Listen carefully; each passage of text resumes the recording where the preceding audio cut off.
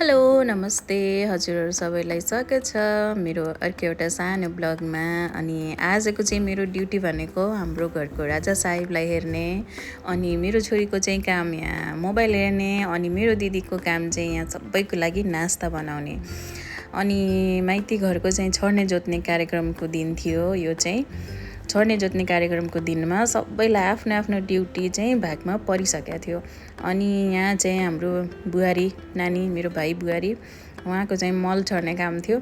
अनि यहाँ चाहिँ दिदी पनि मकै रोप्न आउनुभयो। दिदीको काम चाहिँ मकै रोप्ने। अनि उहाँ चाहिँ मेरो बुहारीको बुवा हुनुहुन्थ्यो। यहाँ चाहिँ हाम्रो ठुलो मम्मी हुनुहुन्छ, खन्ने काम उहाँको, कुनाहरू खन्ने। अनि यहाँ चाहिँ भाइ जोत्दै थियो, मम्मी पनि मकै रोप्दै हुनुहुन्थ्यो। अनि हाम्रो चाहिँ अब धान मकै लगाउने टाइम पनि भइसकेको थियो। अनि पानी परेको हुनाले अब सबैजना घरमा थियौँ हामी सबैले फटाफट यहाँ चाहिँ छर्ने जोत्ने कार्यक्रम एक दिनको। अनि यहाँ चाहिँ मेरो ड्युटी हल्का चेन्ज भयो।